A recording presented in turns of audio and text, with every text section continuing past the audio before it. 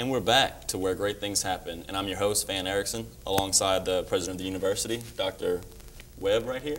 And we've been interviewing Mr. Bill Brent, the director of the School of Creative and Performing Arts. It's a mouthful. We've been talking about a lot of the music criteria in the school. So let's head off into a different direction and talk about some more of the departments that encompass creative and performing arts. Theater. It's such a dynamic group, and they've had wonderful productions. What have some of these been?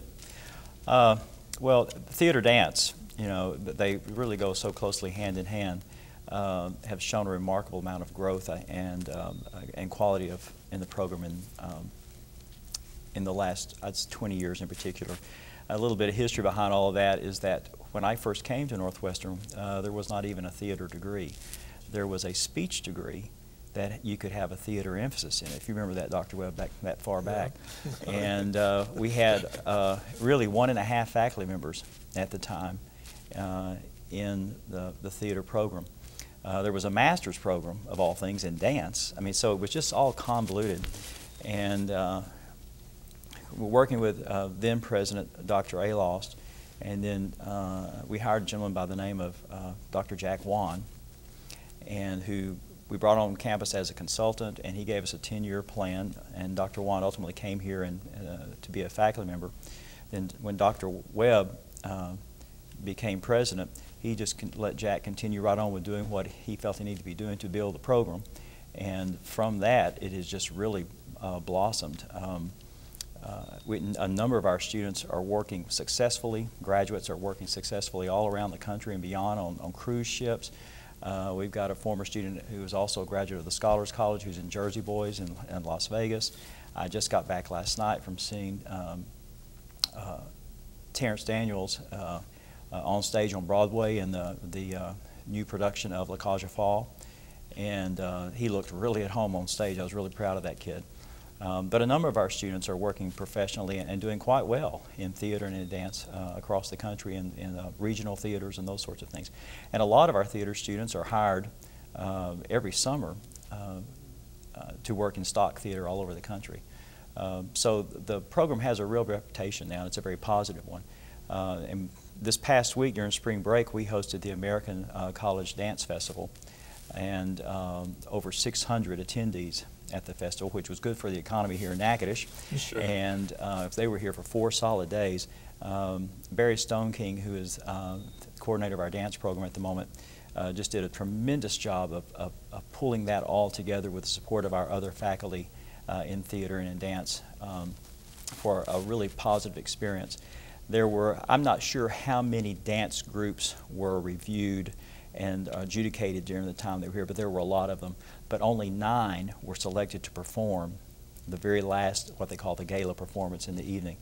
And Northwestern's group was selected to be one of those 9, and it wasn't because it was hosted here. They were really very good. So it was a very positive experience, and I think that our theater dance program is just really quite strong. Wow. And how does this sit with you, Dr. Webb, that there's success in just so many areas and students that are pretty much on demand asked from Northwestern to be a part of country groups and things like that?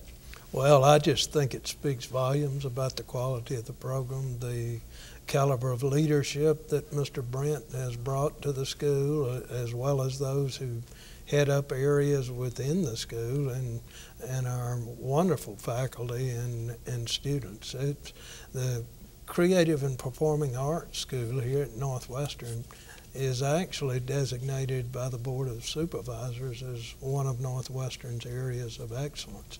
And this has a lot to do with how we've chosen to develop that school and to support it, support their needs with resources as best we could.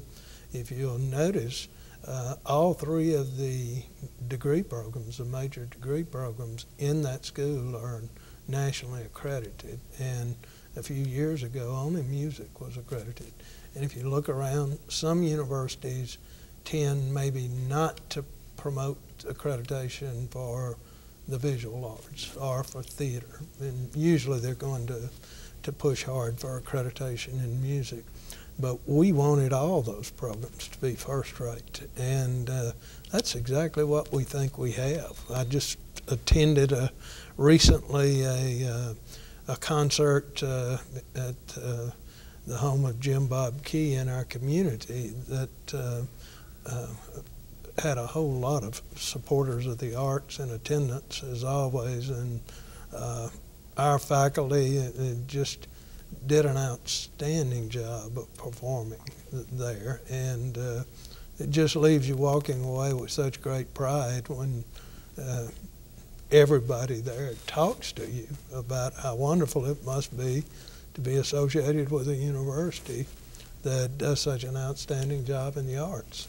And I say bravo. I'm all for it. I'm right there, because I just think the arts have such a strong bearing on life far beyond the arts. And so it's an easy thing for my wife Brenda and me to become a part of and strongly support.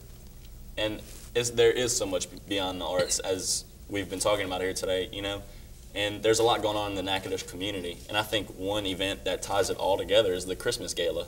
It encompasses all aspects of Kappa. You know, how do you feel that an event like that does wonders on the Natchitoches community? Well, I think it certainly spotlights one of the strengths of Northwestern, and I think most folks don't understand what a difficult production that is to pull off at that particular time of the year. You know, we've just finished generally a week-long break for Thanksgiving, and you come back on a Monday. You haven't seen the kids now in over a week, and you'll have a tech run on Monday night, dress rehearsals on Tuesday and Wednesday, and on Thursday it opens with 2 productions for students, elementary school age students.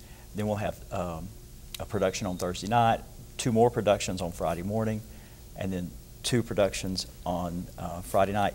And with the whole idea behind this, when I originally kind of started talking to faculty about it, was let's try to do something like Radio City Music Hall does in New York. That's immensely successful, and they just do one production after the other for weeks on end. And as far as I'm concerned, educational experience for our students, this is what it's like, whether you're in the orchestra playing in the pit, as they call it, or whether you're on stage singing, dancing, or if you're working backstage as part of the tech crew.